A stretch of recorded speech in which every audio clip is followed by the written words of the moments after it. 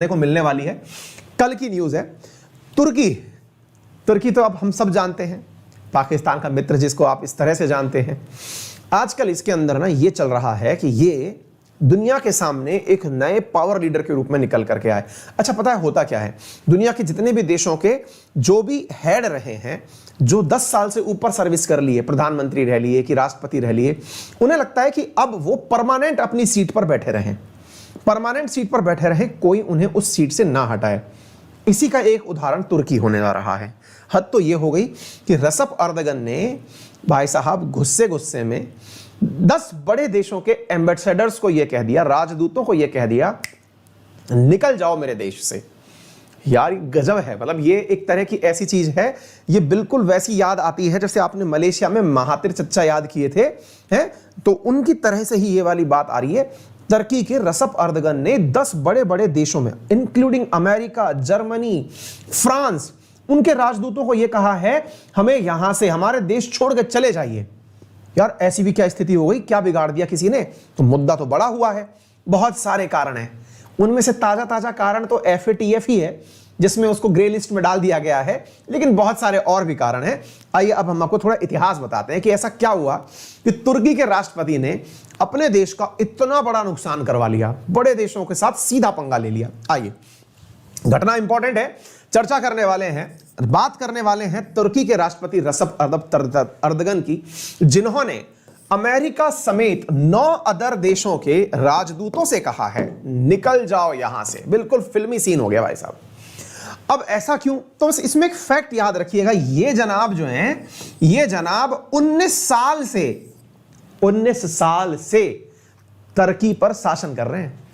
19 साल से शासन करने वाला व्यक्ति अब दोबारा चुनाव में जाने वाला है। तो चुनाव में लोगों की वाहवाही चाहिए। वाहवाही में अर्दगन साहब जो हैं, इन्होंने 10 एनवॉयज को बाहर निकाल दिया। चलो हो गया काम तुम्हारा। फोर्ब्स की न्यूज है, देख लीजिए आप। अब ऐसा हुआ कौन से देशों के साथ है? यह हुआ है America, Canada, France, Finland, Denmark, Germany, Netherland, New Zealand, Norway, Sweden. एक भी हल्का देश नहीं है इनमें से। ये सारे के सारे वो देश हैं जो कि कहीं ना कहीं किसी ना किसी मुकाम पर बहुत आगे हैं। एक साथ इनसे कहा आउट। अब आप जानना तो चाहेंगे ऐसा क्यों हुआ। आइए अब मैं आपको कारण बताता हूं। असल में साथियों, इसके पीछे का कारण है ओस्मान कवाला। अब आप पूछेंगे ये कौन आ गया? ओस्मान कवाला कौन है? अब मैं आपको वो बताता हूं। ये व्यक्ति है जिसका नाम है ओस्मान कवाला। इस व्यक्ति का नाम जो है ना, वो आप याद कर लीजिएगा, क्योंकि तुर्की में जिस प्रकार से रूस के अंदर हमने नवेल्नी को याद किया है, ऐसे ही अब तुर्की के अंदर आप नया नाम याद कर लीजिए अभी से, जो कि आने वाले समय में तुर्की का कुछ ना कुछ तो जरूर बनेगा, क्योंकि इतने देशों का समर्थन उस व्यक्ति के साथ है। वो कौन है? ये रहा ओस्मान कवाला। अब आप पूछेंगे जनाब ये है कौन? ये व्यक्ति कहीं देखने से तो बिल्कुल अमेरिकी टाइप का लग रहा है, अंग्रेज टाइप का लग रहा है कौन ये? भाई ये व्यक्ति जो है, ये तुर्की का ही रहने वाला है। करता क्या है? ये एक बहुत बड़ा बिजनेसमैन है। स्टेटस क्या है? भाई ये 4 साल से जेल में है। अब बोले दिक्कत क्या है? इसको जेल से निकालने के लिए इस पर दबाव बनाया जा रहा है। किस पर? अर्दगन पर। क्या दबाव बनाया जा रहा है? इसे जेल से निकालो। अब आपके दिमाग में सवाल आएगा, भाई कवाला जेल में है, इन पर दबाव बन रहा है कि इसको जेल से बाहर निकालो। क्यों भाई? क्योंकि इन्होंने डाला था जेल में। जेल में डाला क्यों था? क्योंकि इस व्यक्ति ने इस व्यक्ति को पद से हटाने के लिए जो आंदोलन हुए थे उनमें पैसा दिया था। यार पॉलिटिकल पार्टीज को चंदा देने के लिए इसके ऊपर ऐतराज यह है कि इसने तुर्की के अंदर अर्दगन की सरकार को गिराने के लिए फंडिंग दी थी। अब अर्दगन की सरकार को हटाने की फंडिंग दी, इस जुर्म में इसे 4 साल से जेल हो रखी है। 4 साल, 2017 से भाई साहब जेल में है ये। तो फिर दिक्कत क्या है? अब दिक्कत यह है कि इसको छुड़वाना चाहते हैं। कौन चाहता है? यूरोपियन यूनियन के लोग चाहते हैं। क्यों चाहते हैं साहब इसको छुड़वाना? चाहते यूं हैं क्योंकि इस व्यक्ति ने लोकतांत्रिक प्रक्रिया को ही तो बढ़ावा दिया, क्योंकि लोकतंत्र का मतलब है कि अपोजिशन भी पैरेलली आगे बढ़े। अच्छा, तो अब क्या ये अपोजिशन चाहते नहीं है क्या? चाहते हैं, लेकिन इनके ऊपर आरोप कुछ और लगाए गए हैं। अब आप चाहेंगे कि भाई एक तरह से बताइए कि ये व्यक्ति अगर सरकार को गिराना चाहता है तो दिक्कत क्या है? ये तो अच्छी बात है ना भाई, अपोजिशन होना चाहिए। पर दिक्कत यह है कि इनका आरोप है इसके ऊपर कि इन्होंने 2016 में तुर्की के अंदर सेना ने तख्ता पलट का प्रयास किया था। किसने कहा? अर्दगन ने कवाला के ऊपर आरोप लगाया कि जो सैनिक तख्ता पलट होने का प्रयास हुआ था। अब सैन्य तख्ता पलट का मतलब तुर्की की सेना इस प्रकार से सड़कों पर आ गई थी। कब? 2016 में। क्यों आ गई थी? क्योंकि इनका काम यह था कि ये चाहते थे कि तुर्की की सरकार को गिराकर सेना जो है वो शासन को अपने हाथों में ले ले। जब ये हाथों में सेना लेने के लिए शहर चली आई तो कवाला के ऊपर आरोप था कि सेना को भड़काने का काम भी कवाला ने किया है। अच्छा, वास्तविकता कुछ ऐसी थी नहीं, क्योंकि कवाला ना तो सेना के व्यक्ति हैं, वो एक समाज सुधारक है। समाज सुधारक कहिए या फिर मास लीडर कहिए। जैसे इंडिया के अंदर आप अन्ना हजारे को समझ सकते हैं। अन्ना हजारे हालांकि बिजनेसमैन नहीं है, लेकिन जरा सोचिए कि एक बिजनेसमैन भी हो और समाज के लिए काम भी करता हो, सिविल सोसाइटी के लिए काम भी करता हो। वैसा व्यक्ति कौन है? कवाला है। कवाला के ऊपर आरोप मंड दिया गया कि आपने सेना को भड़काने का भी काम किया। हालांकि तुर्की में जो अर्दगन है उसके समर्थकों के द्वारा सेना को वापस लौटा दिया गया था। सेना को वापस भेज दिया गया था कि नहीं, सरकार जो है वो हमें अपनी ही चाहिए। यानी इसका मतलब ये नहीं है कि हम अर्दगन से परेशान हैं तो हम सेना को सेलेक्ट कर लें। तो सेना के नाम पर यहां के लोगों ने लोकतांत्रिक प्रक्रिया को तवज्जो दी थी तुर्की ने, और साथ में यह कहा था कि आप सैनिक हैं, आपका काम हिफाजत करना है, आप अपना देश सुरक्षित रखने पर प्रयास करें, सरकार चलाने पर नहीं। हमें अर्दगन पसंद है या अपोजिशन, ये हमारी मर्जी है। और यहां की जनता ने बहुत ही बेहतरीन प्रकार से, मतलब एक प्रकार से डट करके फायदा अर्दगन का करा दिया था। अर्दगन का फायदा मतलब यह हुआ कि उसे सरकार से हटाने के ऊपर प्रेशर क्रिएट नहीं हुआ था, अर्दगन बचे रह गए थे। ऐसी स्थिति में अब ये जो देख रहे हैं, ये सैनिकों को मतलब भगाया जा रहा है लोगों के द्वारा कि नहीं, आप लोग शासन में नहीं आएंगे। ऐसी स्थिति में कवाला पर आरोप है कि इन्होंने इसको भगाने का भी काम किया। तो ये जो पूरा कार्यक्रम है, मतलब एक तरह सेना को जो है भड़काने का जो काम है वो कवाला ने किया। ऐसी स्थिति में इन कवाला के ऊपर बड़े बड़े आरोप डाल दिए गए। अब जरा आगे की कहानी सुनिए। आगे की कहानी कुछ इस प्रकार से है साथियों। हाल ही के अंदर 19 अक्टूबर की कहानी है, मतलब असल में 10, ये खबर तो 19 को लिखी गई है, खबर है 18 अक्टूबर की। 18 अक्टूबर यानी कि आज से कितने दिन पहले हो गए? 7 दिन पहले। आज से 7 दिन पहले 10 देशों के एम्बेसडर्स ने तुर्की के अर्दगन से कहा कि कवाला को रिहा करिए। अगर रिहा नहीं किया तो आप लोगों को बहुत बुरे परिणाम भुगतने होंगे। किन्होंने कहा? इन एम्बेसडर्स ने। यूं ही तुर्की ने उन्हें बाहर नहीं भगा दिया या फिर बाहर भगाने का ऑर्डर नहीं दे दिया। असल में उन्होंने पहले धमकी दी थी। किसको? अर्दगन को, कि बेटा तुम उसको जेल से बाहर निकालो, नहीं तो बुरे परिणाम भुगतने होंगे। अब आपके दिमाग में फिर सवाल आएगा कि अचानक उनका 10 लोगों का इंटरेस्ट ऐसे क्यों बढ़ गया और 10 की 10 एक साथ लामबंद कैसे हो गए? अब थोड़ा और पीछे चलते हैं। और पीछे क्या चलते हैं? आपको हम एक जगह और लेके चलते हैं, और वो क्या है? तुर्की का मैप दिखाने की कोशिश करते हैं आपको, शायद आप उससे समझ जाएं। अब देखिए, आप थोड़ा सा तुर्की को समझने का प्रयास करिए। साथियों, जिस प्रकार से हम रूस के बारे में जानते हैं कि रूस का एक हिस्सा एशिया में है और एक हिस्सा यूरोप में है, ऐसे ही जो तुर्की है इसका भी एक हिस्सा यूरोप में है और बड़ा हिस्सा एशिया में है। इसका ये वाला जो हिस्सा आप देखते हैं बुल्गारिया के बिल्कुल नजदीक, बुल्गारिया वही वाला जहां की क्रिस्टलिना जॉर्जीवा है, IMF की हेड, इसके जस्ट बगल वाला जो टुकड़ा है ये असल में यूरोप का हिस्सा है। ये वाला हिस्सा किसका है? यूरोप का है। और ये जो बड़ा वाला हिस्सा आप देखते हैं ये एशिया का है। अब आप सवाल पूछेंगे तो क्या दिक्कत है इसमें? बताते हैं। तुर्की जो है ये अपने आप के इतने से हिस्से को यूरोप में देखकर इतना खुश हुआ कि इसने यूरोपियन देशों से कहा कि मैं भी आप लोगों की तरह प्रोग्रेसिव बनना चाहता हूं। प्रोग्रेसिव का मतलब क्या हुआ? लोकतंत्र के मूल्यों को बढ़ावा देने वाला है, एक प्रकार से हर व्यक्ति के बोलने का, फ्रीडम ऑफ स्पीच का मैं सम्मान करने वाला, लोकतांत्रिक प्रदर्शनों की वैल्यू करने वाला, जनमत में विश्वास करने वाला, मानव अधिकारों की वैल्यू करने वाला, मैं वो देश बनना चाहता हूं। इस बात में एक प्रकार से हुआ ना कि भाई 10 देश खड़े थे, भाई ये भी निकल के आ गया, अब भाई मैं भी आप लोगों की तरह बनना चाहता हूं। समझदार लोग मेरे बारे में भी ये कहें कि तुर्की इज ए प्रोग्रेसिव कंट्री। तो ऐसी स्थिति में 1950 के अंदर तुर्की ने एक समझौते पर हस्ताक्षर कर दिए। कब की बात है ये? 1950 की बात है। क्या कर दिए? तुर्की ने यूरोप के साथ मिलकर के एक समझौते पर हस्ताक्षर कर दिए। क्या था वो समझौता? क्या था?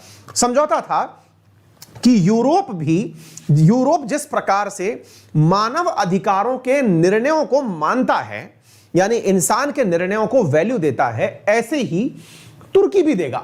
1950 में कभी तुर्की ने एक समझौते पर हस्ताक्षर कर दिए, जिसके तहत यूरोप में एक कोर्ट का निर्माण किया जाना था। उस कोर्ट का नाम था ECHR। एक 1950 के इस फैसले की मदद से European court on human right का निर्माण हुआ। कहां हुआ? यूरोप के अंदर हुआ, जिसका सदस्य यह भी बना। क्यों? क्योंकि इतनी सी टांग इसने भी यूरोप में डाल रखी थी। इतना कह के सर ह्यूमन राइट का मामला हो और तुर्की साथ ना आए, हम साथ में आएंगे, तो ये साथ में आ गया। अब इसके साथ आने से दिक्कत क्या, मतलब फायदा क्या था?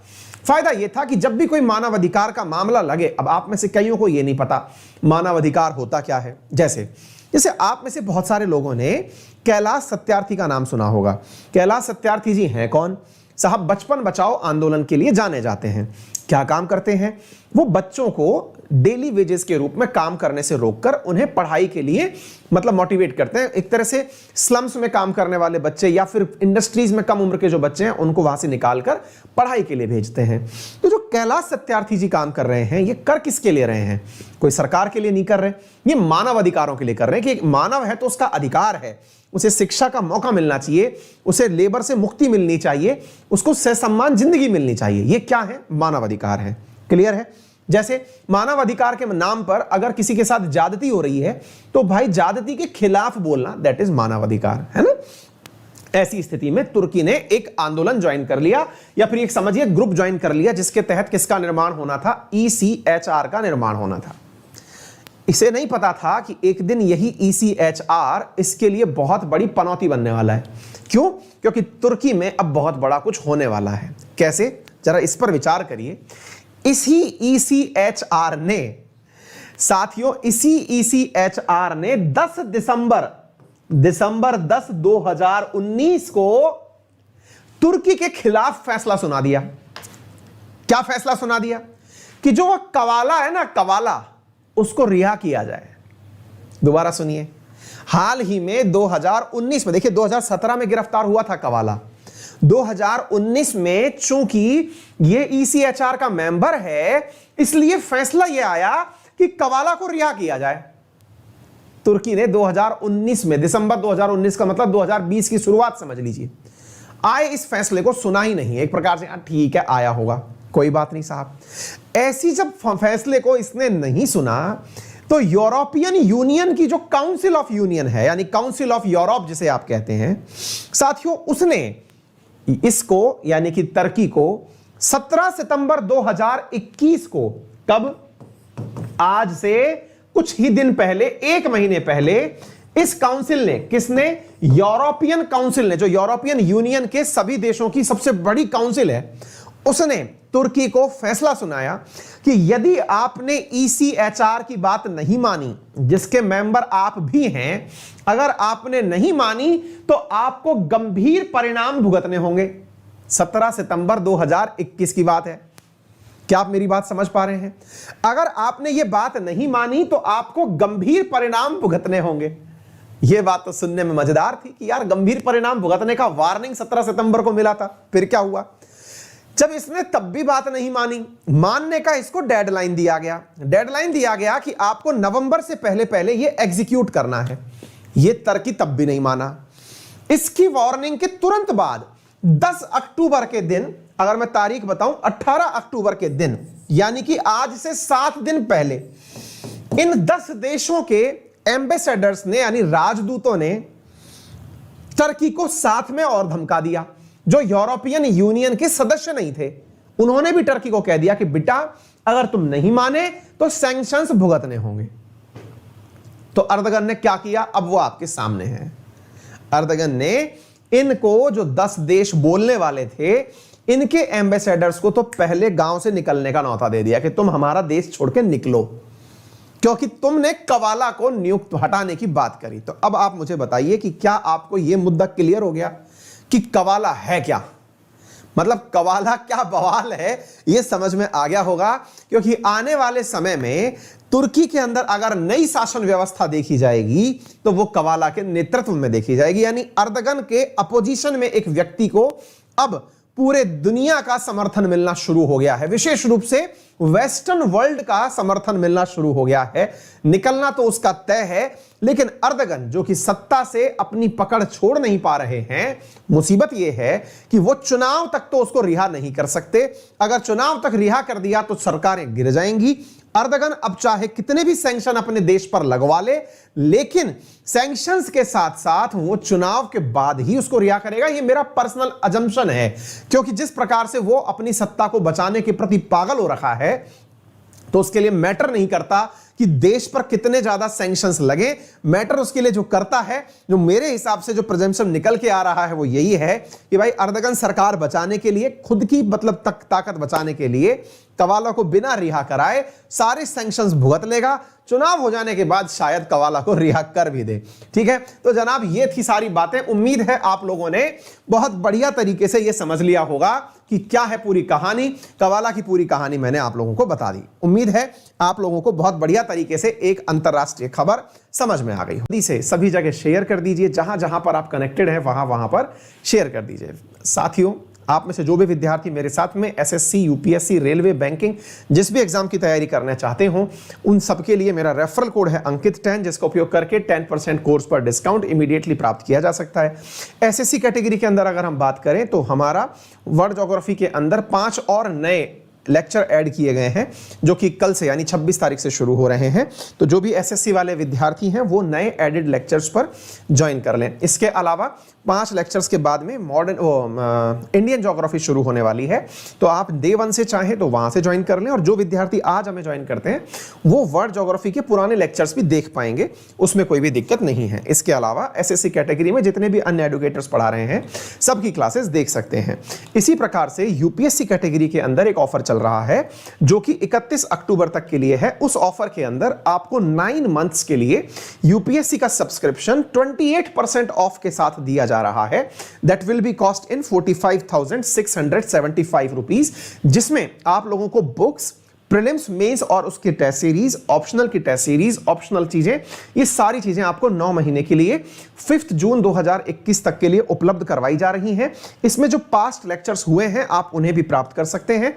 31 अक्टूबर तक ये ऑफर वैलिड है। इस सब के लिए आप मेरा रेफरल कोड अंकित10 यूज कर सकते हैं। और हां, यदि आप में से कोई भी विद्यार्थी अनअकैडमी पर मेरे साथ जुड़कर पढ़ना चाहता है, कोई भी पेड कोर्स परचेज करना चाहता है किसी भी कैटेगरी में, तो मेरा रेफरल कोड अंकित10 यूज करके 10% डिस्काउंट के साथ उस कोर्स में एनरोल कर सकता है।